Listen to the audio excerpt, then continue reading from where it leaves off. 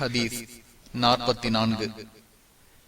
அனஸ் ரலியல்லாஹு அன்ஹு அவர்கள் அறிவிக்கின்றார்கள், அபூ தல்ஹா ரலியல்லாஹு அன்ஹு அவர்களுக்கு சுகமில்லாத மகன் இருந்தார். அபூ தல்ஹா ரலியல்லாஹு அன்ஹு அவர்கள் வெளியே போயிருந்த சமயம் சிறுவனின் உயிர் கைப்பற்றப்பட்டது. அபூ தல்ஹா ரலியல்லாஹு அன்ஹு அவர்கள் திரும்பி வந்த போது, என் மகனுக்கு என்ன ஆனது என்று கேட்டார். சிறுவனின் தாயான உம்மு சுலைம் ரலியல்லாஹு அன்ஹா அவர்கள், அவன் நிம்மதியாக உள்ளான் என்று கூறினார். அவரிடம் இரவு உணவு வைக்கப்பட்டது. இரவு உணவு சாப்பிட்டார். பின்பு தன் மனைவியிடம் இல்லற உறவு கொண்டார். அவர் உறவிலிருந்து பிரிந்த போது, மகனை மறந்து விடுங்கள் என்று மனைவி கூறினார். அபூ தல்ஹா ரலியல்லாஹு அன்ஹு அவர்கள் காலையில் எழுந்து நபி ஸல்லல்லாஹு அலைஹி வஸல்லம் அவர்களிடம் வந்து நடந்ததை கூறினார். இரவில் உடல் உறவு கொண்டீர்களா என்று நபி ஸல்லல்லாஹு அலைஹி வஸல்லம் அவர்கள் கேட்கவும், ஆம் என்றார்.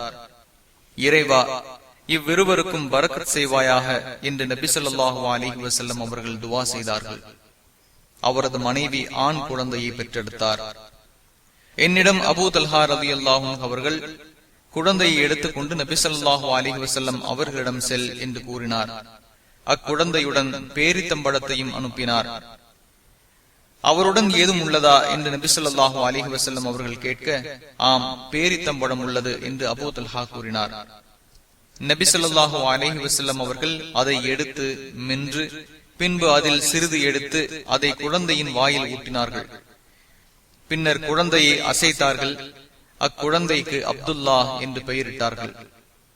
புகாரி 5470, முஸ்லிம் 2144-23.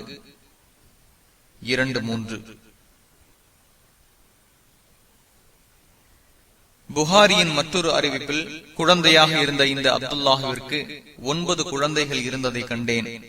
அவர்கள் அனைவரும் குர்ஆனை ஓதுபவர்களாக இருந்தார்கள் என்று அன்சாரிகளில் ஒரு நபி தோழர் கூறியதாக இப்னு உவைனா என்பவர் அறிவிக்கின்றார். புகாரி 1303. முஸ்லிமின் மற்றொரு அறிவிப்பில் பின்வருமாறு உள்ளது: அபூ தல்ஹாவிற்கு உம்மு சுலைம் அவர்கள் மூலமாக இருந்த ஒரு மகன் இறந்துவிட்டார். உம்மு சுலைம் தன் குடும்பத்தாரிடம், அபூ தல்ஹாவிடம் அவரது மகன் பற்றி கூறாதீர்கள், நானே அவரிடம் பேசிக் கொள்கிறேன் என்று கூறினார். அப்பொழுது அபூ தல்ஹா வந்தார். அவரிடம் இரவு உணவை முன்வைத்தார். அவர் சாப்பிட்டு தண்ணீர் குடித்தார். பின்பு அவரது மனைவி தன்னை இதற்கு முன் செய்து கொண்டது போல் மிக அழகாக்கி கொண்டார். அவர் தன் மனைவியிடம் உடல் உறவு கொண்டார். அவர் வயிறு நிரம்பி தன்னிடம் உறவு கொண்டதை கண்ட அவரது மனைவி, அபூ தல்ஹா அவர்களே, ஒரு கூட்டத்தினர் ஒரு குடும்பத்தாருக்கு தங்களின் பொருட்களை இரவலாக கொடுத்திருந்தார்கள். பிறகு வந்து தங்களின் இரவல் பொருட்களை கேட்கிறார்கள். அவர்களுக்கு அவர்கள் கொடுக்காமல் இருக்கலாமா என்று கேட்டார். கூடாது என்று அபூ தல்ஹா கூறினார். உங்கள் மகன் விஷயமாக நல்லதை எதிர்பார்ப்பீராக என்று கூறினார். கோபம் அடைந்த அபூ தல்ஹா, நான் உடல் உறவில் ஈடுபடும் வரை என்னிடம் கூறாமல் விட்டுவிட்டு என் மகனை பற்றி என்னிடம் இப்பொழுது கூறுகிறாயா என்று கூறினார். உடனே அபூ தல்ஹா நபி ஸல்லல்லாஹு அலைஹி வஸல்லம் அவர்களிடம் வந்து நடந்ததை கூறினார். நபி ஸல்லல்லாஹு அலைஹி வஸல்லம் அவர்கள், உங்கள் இருவரின் இந்த இரவு உறவு மூலம் அல்லாஹ் பரக்கத் செய்வானாக என்று கூறினார்கள். அபூ தல்ஹாவின் மனைவி கர்ப்பிணியானார். நபி ஸல்லல்லாஹு அலைஹி வஸல்லம் அவர்கள் ஒரு பயணத்தில் இருந்தார்கள். அதில் அபூ தல்ஹாவுடன் அவரது மனைவியும் இருந்தார். நபி ஸல்லல்லாஹு அலைஹி வஸல்லம் அவர்கள் மதீனாவிற்கு பயணத்திலிருந்து வந்தால் இரவில் வரமாட்டார்கள்.